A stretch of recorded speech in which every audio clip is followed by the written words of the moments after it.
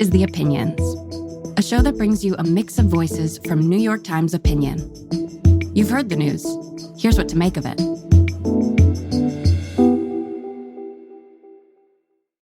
My name's Mary Ziegler. I'm a law professor and legal historian. I've written 6 books on struggles over reproduction and abortion in the United States, and I think we're really at a critical juncture when it comes to the politics of abortion rights today.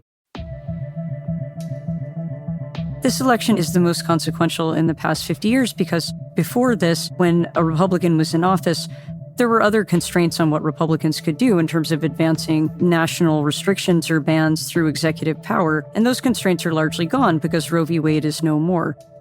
So quite simply, we haven't had a precedent for how much a Republican can push to limit access in progressive as well as conservative states. We're living in an unprecedented moment, or at least one we haven't experienced in a half century.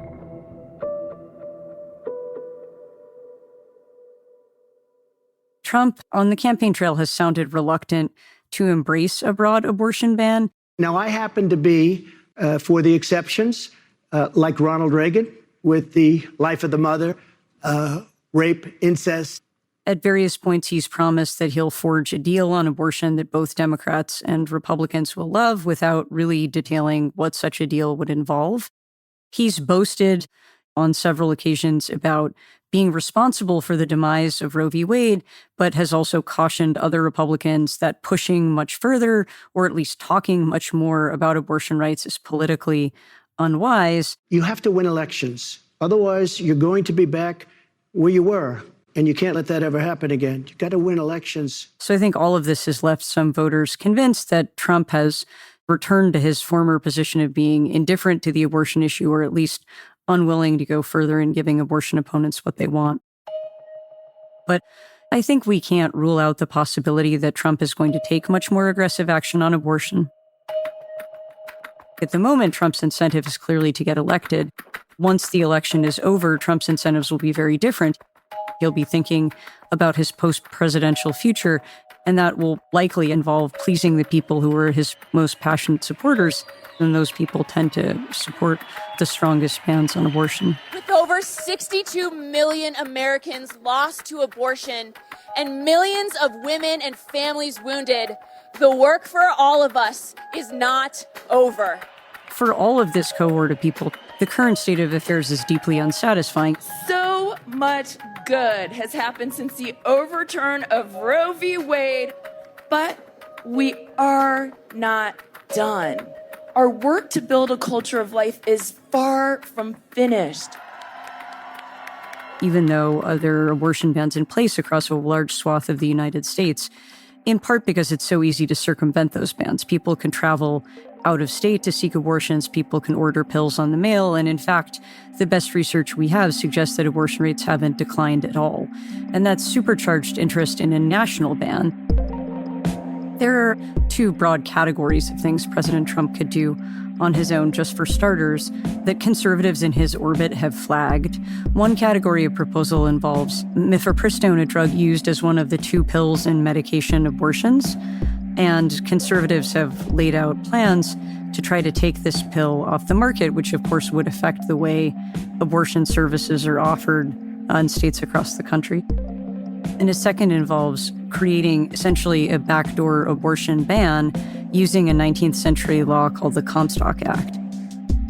The Comstock Act is an 1873 obscenity law that bars the mailing of a variety of items deemed obscene, lascivious, lewd, and the like. Anti-abortion crusaders have argued that the statute could be reinterpreted as a ban on abortion, and they point to language in the statute that says, among other things, that it's a crime to mail any item designed, adapted, or intended for producing abortions. So people in the anti-abortion movement argue that this should be used to make it impossible to mail abortion pills, but not just pills, any item used in abortion, because every abortion in the United States takes place with some item placed in the mail. So the idea is that the Comstock Act could be reinvented as a national ban. It's tempting to dismiss the idea of a backdoor federal abortion ban just because it sounds implausible that we'll all be living under a Victorian-era obscenity law in 2025. And of course, President Trump's hardly sounded like an enthusiastic supporter of fetal personhood on the campaign trail. So I think it's easy to assume that maybe what we're seeing in terms of plans outlined by conservatives are hopes and dreams rather than anything that we'll actually see fulfilled. Once Trump takes office, he'll have quite different incentives. He won't be able to run for re-election.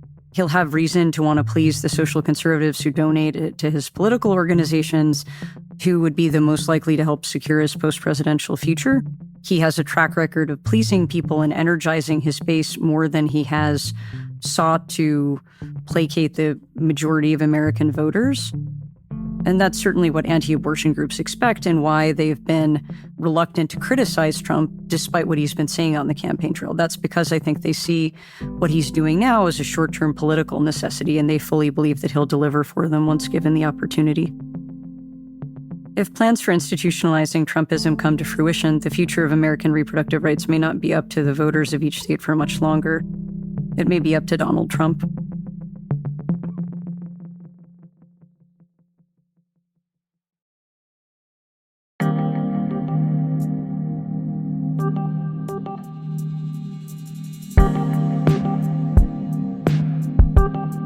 If you like this show, follow it on Spotify, Apple, or wherever you get your podcasts. This show is produced by Derek Arthur, Sophia Alvarez-Boyd, Vishaka Durba, Phoebe Lett, Christina Samuelewski, and Jillian Weinberger. It's edited by Kari Pitkin, Allison Bruzek, and Annie Rose Strasser. Engineering, mixing, and original music by Isaac Jones, Sonia Herrero, Pat McCusker, Carol Saburo, and Afim Shapiro. Additional music by Amin Sahota. The fact-check team is Kate Sinclair, Mary Marge Locker, and Michelle Harris. Audience strategy by Shannon Busta, Christina Samuelewski, and Adrian Rivera. The executive producer of Times Opinion Audio is Annie Rose Strasser.